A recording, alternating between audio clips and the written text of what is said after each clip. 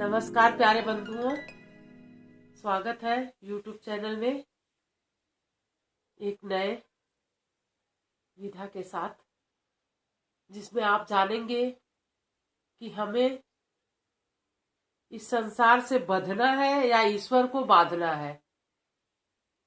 इसमें कुछ बहुत आश्चर्यजनक बिंदुओं पर प्रकाश डाला जाएगा, जिसमें आप मेरी मदद भी कर सकते हैं, सुझाव भी दे सकते हैं।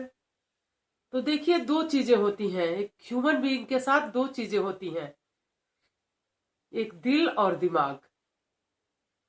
तो अगर ईश्वर से हमें बंधना है, ईश्वर को बांधना है, तो हमें दिमाग की जरूरत नहीं।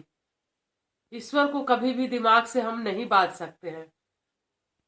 उसके लिए किसकी जरूरत है? दिल से, क्योंकि कहा भी गया है कि वो दिलाराम है, तो वो दिल से ही उसको बांधा जा सकता है।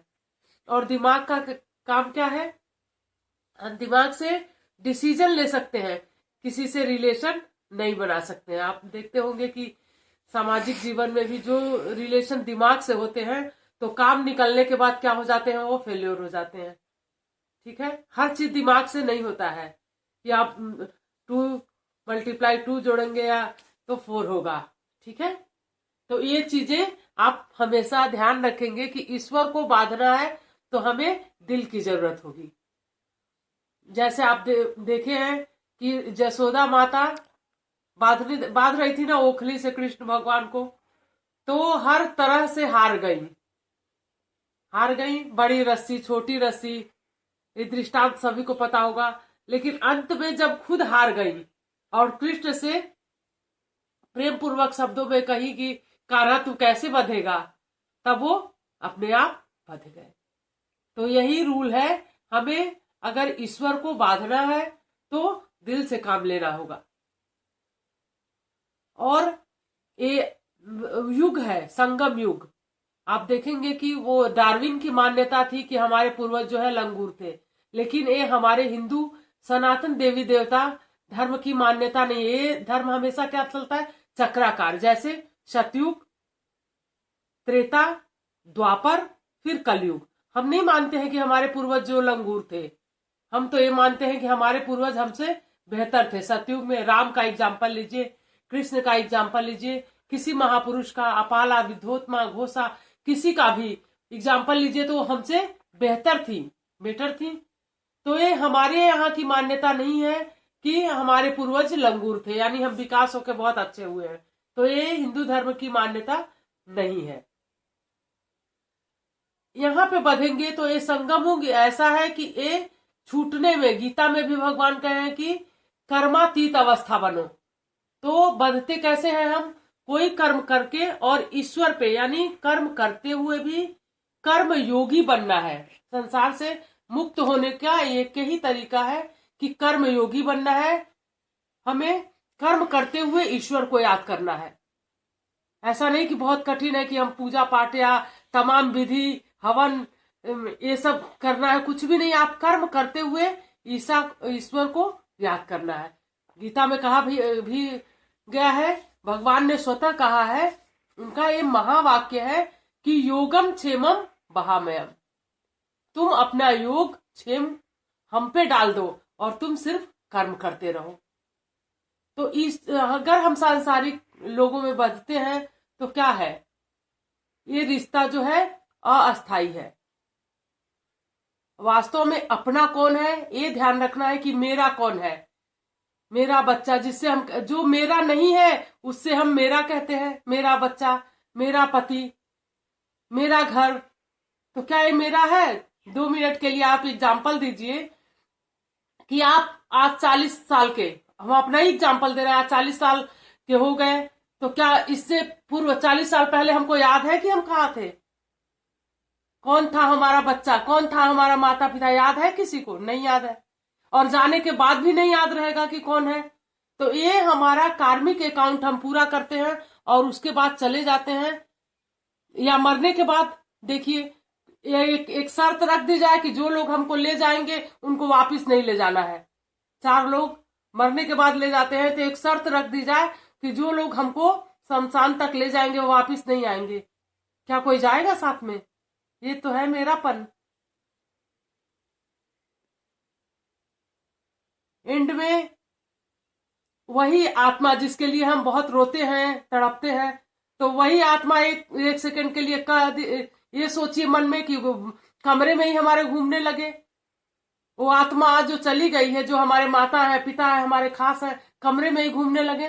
तो जब तक हम कमरे में इन नहीं होंगे, जब तक वो आउट नहीं होंगे, हम, ये है हमारा मेरापन। और सच्चा मेरापन, जन्म जन्म का मेरापन तो उससे है। तो आज ये हम अच्छी तरह से जानेंगे कि ऐसा नहीं कि आपको घर परिवार छोड़ना है, छोड़ते हुए भी ईश्वर को याद करना है। यानी बंधना किससे है? संसार से नहीं बंधना है, बल्कि ईश्वर को अपने प्रेम में बांधना है। तो ये है सृष्टि का या संगम युग का ये मेन। तभी हम क्या कहेंगे, अपने 84 जन्म जिसे कहते हैं कि ये कौन सा समय है, कलयुग आया हुआ है। तो ये समय भगवान स्वयं वरदानी समय है कि इसमें भगवान ने स्वयं वचन दिया है कि पहले भी आपको बताया गया है कि याद करने से ही विकर्म विनाश हो जाएंगे आपके, और कोई भी उपाय नहीं है। अगर कोई उल्टे सीधे कर्म भी आपके होते हैं तो और कोई उपाय नहीं है उससे मुक्ति पाने का, सिर्फ ईश्वर को याद करना। और याद क्या करना है? कर्म करते हुए भी कर्म योगी बनना है और ईश्वर को याद करना है, तब ईश्वर हमारे प्रेम में बंध जाएंगे।